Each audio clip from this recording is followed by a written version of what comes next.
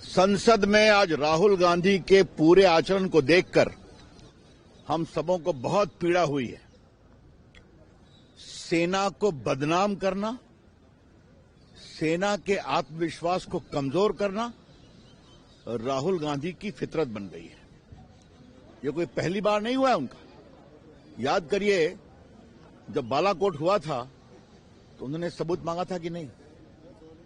जब उरी हुआ था तब उन्होंने सबूत मांगा था कि नहीं? उन्होंने ये भी कहा था कि सेना की शहादत पर राजनीति हो रही है। ये उनके शब्द हैं, मैं उनको कोट कर रहा हूं।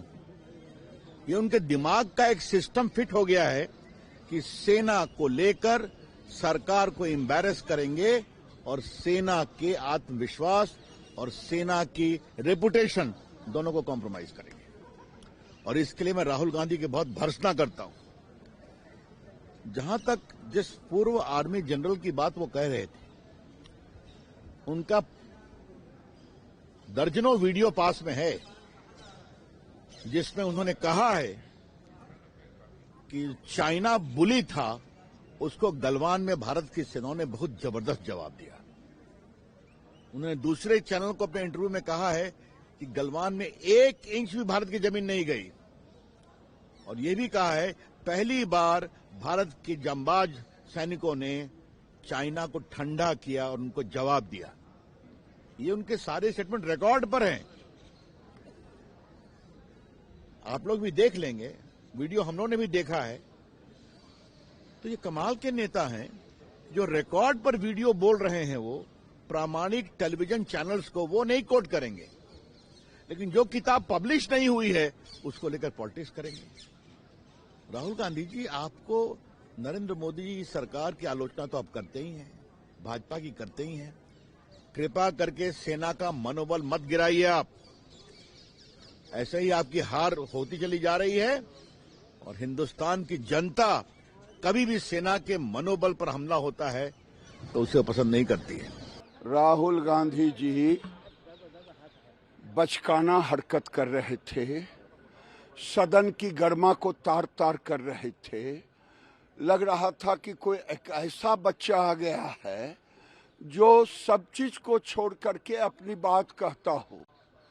और राहुल गांधी को अगर बोलना ही था तो ये बताते कि चाइनीज एम्बेसी में उनकी क्या बातें हुई थी।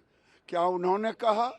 राहुल गांधी को बोलना ही था तो बोलते कि नाना के समय कितने हजार वर्ग किलोमीटर जमीन लिया गया, वहां से शुरू करना चाहिए था अगर भारत के एक सच्चा व्यक्ति होते तो।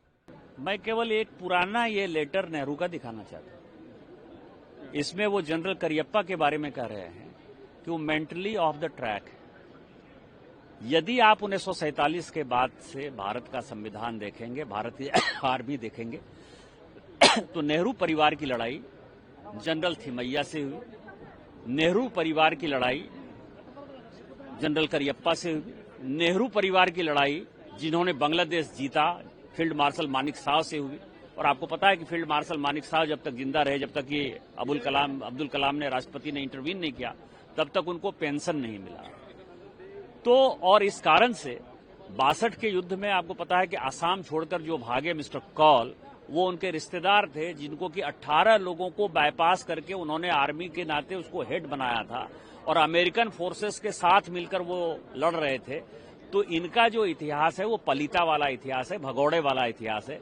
अपने दिल से जानिए पराये दिल का हाल। इसीलिए पिछले 95 चुनाव हारने के बाद कोई मीडिया इनको सीरियसली नहीं ले रही थी।